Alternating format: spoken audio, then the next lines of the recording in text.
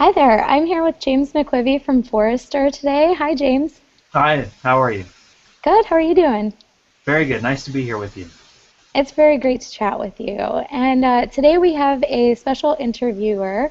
Jeff Cram, the co-founder and chief strategy officer of iSight Design, is going to be interviewing James today. So, hey, Jeff. Hi there. Hi, James. Hi there. So, Jeff, I will let you take it away and talk about digital disruption with James. Wonderful. Well, nice to meet you in person, James, over the chat. I feel like we're all friends. I just got done listening to you read the audio version of your book, Digital Disruption. So So you've heard enough of my voice, I'm sure. you've been chatting in my ear for a few days now, but it's a fantastic book. And Delight, the conference is October 6th and 7th in Portland, Oregon. We're thrilled to have you as our keynote for the second day. We look Thank forward you. to seeing you in person this fall in Portland. Your topic, of course, is the center of headlines today across every business publication you look at, and it's really relevant to what we're putting together for Delight. Disruption and innovation is at the center of how businesses are rethinking great customer experiences. So I'd love, obviously, to hear a little bit more and share with the conference attendees what you've been working on at Forrester Research. You're VP, Principal Analyst at Forrester Research on the topic of digital disruption, but tell us a little bit about how your role at Forrester Research and how this topic of digital disruption really became front and center for you.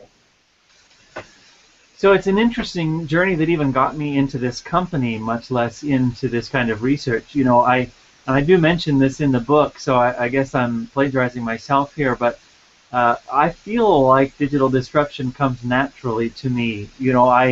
In the seventh grade, took out all of my paper route money and bought myself a computer, which back then, the only thing I could afford was an Atari 400.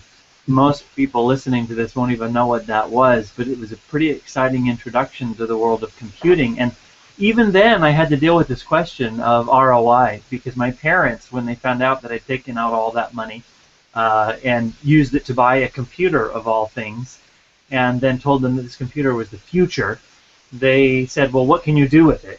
And I had to say, I'm not quite sure yet, but trust me, this is going to be big. Everyone's going to have one of these things. So I still feel like I'm in that role a little bit. I'm out there snapping up or testing out those new things that I'm confident are going to be big in some way, shape, or form. And people are always asking me, well, what's your proof? How do you know this is going to be big? And actually, my work at Forrester, I joined Forrester in 1998. And what's happened in that time is I have been able to find the data now, the decades worth of data that we've collected nearly, that helps us identify what people really will do with these technologies and start to anticipate what they'll do with the next round of technologies. And this has been my role at Forrester for all these years in different teams, is to be looking at what changes in consumer behavior are likely to come. How do we explain those changes? How do we anticipate them? And then obviously, how do we take advantage of them, or at least not get beaten up by those changes? And about 3 years ago, I remember I was working with my boss, a man named Mark Mulligan, who has since left Forrester and is a music industry analyst and expert, great guy. And Mark said to me, this work that you're doing across a variety of industries, at the time I was focusing on media businesses, which is a longtime love of mine, seeing how they were being disrupted, whether it's the music business, the TV business, and other industries.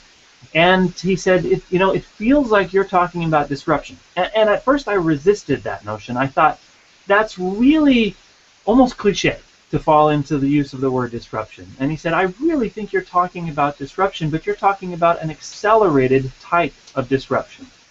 So I got out my copy of Clay Christensen's Innovator's Dilemma, which actually is probably on the shelf here somewhere behind me. And I read back through it, and I said, actually, he's right. I am talking about disruption, the kind that Christensen has been preaching about now for then 20 some odd years.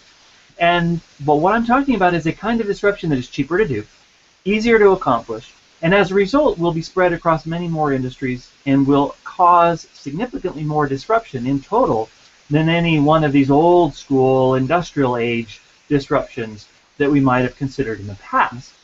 And that was really the impetus for me to realize, if we're talking about disruption, but we're talking about an accelerated type of disruption, what do we call it?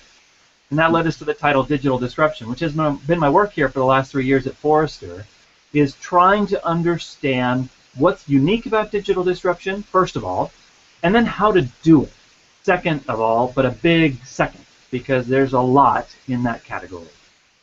That's fantastic. And that paper route that invested in the computer, that could have gone a different way if you entered the journalism industry and got stuck in a business model that needed some disruption. But, absolutely, it's a great thing I got out of newspapers at the age of 12. That's great. That was the smartest decision you probably made. But I mean, it's such a great topic for the Light of Conference, because you mentioned consumer expectation changing. One of the things in the book is, I think the timing of, disruption's been a topic for a while, and Clay's book has been in the news even recently with folks poking at this notion of disruption again. And I think that one of the things in the book you talk about is how these shifting consumer expectations are changing so rapidly, and how the barriers are coming down so fast. I'm just wondering, from a timing perspective, as we think about disruption in 2014, maybe you can kind of set the table for where there is this perfect storm of barriers coming down, the consumer expectations changing, and kind of specifically from a customer experience perspective, which is, I know, the orientation of the conference, how does a marketer or anyone in charge of product or business strategy think about disruption differently today, given these changes? The most important thing that I think I am able to communicate to marketers is to realize that the rate of change has changed. And it's not just in the business. It's not just that businesses can innovate more rapidly using digital tools, and of course they can, and I talk about that at length. But it's that the consumer is ready to behave in new ways, to seize upon new behaviors and new experiences at a more rapid pace than we've ever seen before. My academic training in my doctoral work in the 90s was actually focused on consumer technology adoption. One of my first most important nationwide surveys I conducted as a graduate student was about people's use of the then new technology, the CD-ROM. And it was a fascinating study, but it was incredibly hard to find people in the country who had a CD-ROM, because even though it had been out at 5 years, I think, by the time I was doing that study, maybe 4, very, very few had them around the country. And it meant that finding them so I could survey them was a real challenge. And that's the way technology has always been in the past. And as a result, behaviors that need to change along with technology have always been perceived as things that would take decades to change. And it was correct historically. So that when we get to 2001, when Apple introduces the iPod, the first iPod, and in 2 years manages to sell 1 million of them. Well, that was actually tremendously successful. It was faster than prior technologies. None of the other MP3 players before it sold that many. And importantly, though, what we learned from that is that Apple was realizing that it wasn't just getting people to buy the device that they were successful with. It was getting them to change the way they consumed music. That behavioral component. Apple and the music industry was really interesting because of some recent briefing I saw you do on Amazon Prime, and then moved into the music industry. And I thought, specifically as we look at the Light as a conference for customer-obsessed companies and the focus on customer experience, Amazon has that reputation of being a company that's ruthlessly focused on the customer experience. And I think the moving into Amazon Prime Music is an interesting example of a company making, perhaps a smart and adjacent customer-focused move. And I'm just wondering how you look at that evolution of a company like Amazon continuing to push in the territory to challenge other incumbents and what they can now do from a disruptive perspective, using customer experience as a lens by which they're making these decisions. What's interesting about Amazon's approach is that it's easy to say you're customer first or customer obsessed. A lot of companies say that. But what's very interesting about Amazon is that they seem to go through the process of thinking through just what is it about this process that we could improve on the behalf of the customer. And that sounds so simple. Maybe it is simple, but most companies aren't organized or optimized to do that. And so from a marketer, if you're trying to think it through, it's really just changing your perception of what your role is. Is your role to make a better product, or a better product experience, or a better app, or whatever it is your job is? or is your job, your responsibility, to solve the customer's problem? And that's a really simple difference when it's stated out loud like that, but it seems that some companies manage to pull that off. They manage to make that shift from, well, I'm going to make a better product, which is a nice, lofty goal, and then in 1995 it was probably a great goal. But now that we move into the present, it's not going to be enough, because there are enough people out there who are building experiences that are better than yours, that are solving more problems than yours, more conveniently than yours. And so what we find is that companies like an Amazon, who are thinking about how do we just keep adding value by solving problems or removing friction or by removing decisions that are complicated and making them simple. It feels like so many times I go into work with a company who is saying, how do we build the next big thing? And I say, don't build the next big thing. Build the next needed thing that your customer really wants, whether it's small or big, and then keep doing that over and over. And eventually you'll find yourself having built the future of your customer experience. And interestingly enough, it'll start to look a lot more like a relationship than it is a marketing offer and a transactional response, which is how we've historically looked at consumer marketing experiences. That's exactly right. I mean, it's so funny because even positioning our conference as delight's that brass ring and that the aspirational endpoint that I think every brand probably wants to get to. But the gap between folks that talk about delight and the folks that actually structure themselves around some of the things you just mentioned is significant still, and I think there's still a lot of companies that talk about customer experience without actually changing the way that they do business or that they think about bringing products to market to serve real customer needs. I'm really excited that not only are you keynoting the second day, but you're going to be doing a workshop later in the day that's a 3-hour hands-on session on how brands can start to activate some of this disruptive thinking. Can you give us an idea of kind of what attendees can expect from both the talk you're doing in the morning and the hands-on workshop that afternoon? Well, absolutely. In the morning, the hope is to just make it clear what the principles of digital disruption are, respecting the fact that the consumer is already changing, already moving ahead in this direction, and then joining them in that disruption by using the kinds of digital tools and platforms that the customer has basically taught themselves over the last few years, and all you have to do is meet them on their terms.